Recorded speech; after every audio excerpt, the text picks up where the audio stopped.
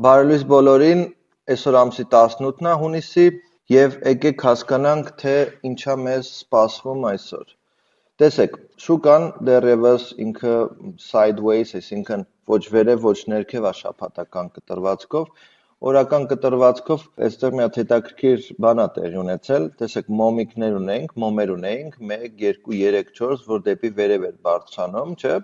Ու երեկվա մոմը տեսեք ինչքան հստակ իր մարմինով փակել է ուրեմն դեպի ներքև այս մարմինների համեմատ։ Հետևաբար տրամաբանությունն է, որ շարունակվելու է դեպի ներքև իջնել, որովհետև եւ լուրերի տեսանկյունից պատերազմ եւ այլն դեռևս ամեն ինչ նույնն է մնացել։ Երեք անդադ քննարկվում էր, թե Ամերիկան ներգրավված լինելու է պատերազմին, թե ոչ, ու փաստացի Թրամփը իր հայտարարություններով հուշում էր, որ հա, ներգրավվելու է, բայց օֆիցիալ տեսանկյունից չեն ներգրավվելու, այսինքն շուկային երկու տեսակի ազդակ են տալիս, որ համ լինելու է, համ էլ չի լինելու, սենց մի հատ խառնաշփոթ է։ Տեսեք, ուրեմն այս մակարդակները որ կա, թեկուզ օրինակ 4 ժամանոց գրաֆիկան որ նայում ենք, տեսնում եք, բոլորի մարմինները գալիս է այս մակարդակի վրա կանգ առնում, գալիս է այստեղ, նույնպես այստեղ եկավ, փակեց կարմիր շարունակեց, եկավ կանաչ փակեց, որից հետո շարունակեց 4 ժամանոցով, այս երեկվա մասն է խոսքը գնում, թողելով մեծ պոչեր։ Նշանակում է, որ այս հատվածը area of interest-ն է, որտեղ որ real liquidity կա, մարդիկ առնում են։ Ինչքան շուկան ընկնում է, մարդիկ էլի շարունակում են առնել ու այս մակարդակը հնարավորինս ուժեղ պահում են։ Հիմա ոնց եմ ես տեսնում, հա, եթե այս 4 ժամանոց մոմը փակի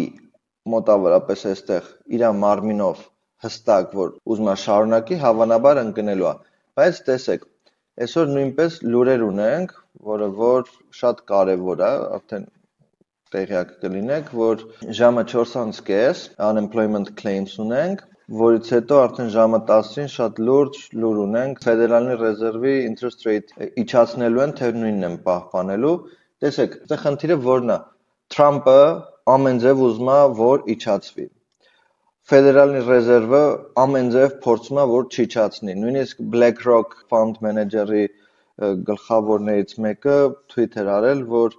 ոչ մի պատճառ չունի Ֆեդերալի ռեզերվը, որ այս մակարդակներում պահում է տոկոսադրույքը, հետևաբար ցանկալի է, որ իջացնի, որտեղ իրականում շուկան դրա կարիքը ունի։ Իջացնելուն պես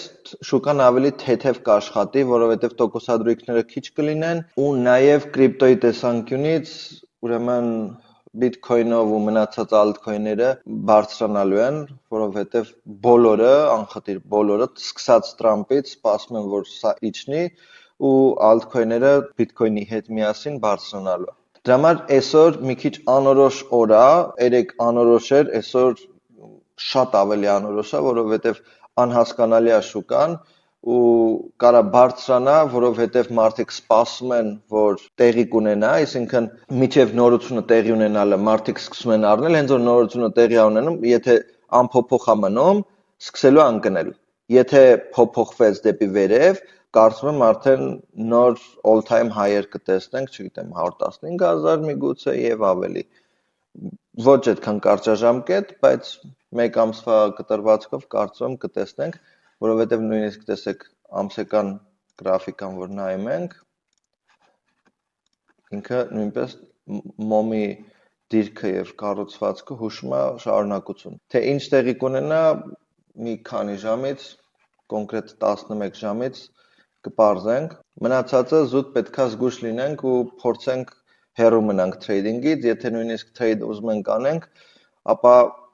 զուտ սիմվոլիկ ինչ-որ գումարներով, որ մեծ տատանումներ լինի կամ սյուրպրիզներ լինի, չասեք ինչ եղավ, ոնց եղավ, որովհետև իրականում շատ կանխատեսելի է շուկան։ Այսքանը ժողովուրդ, լավ եղեք, ձեզ լավ օր, կխոսենք։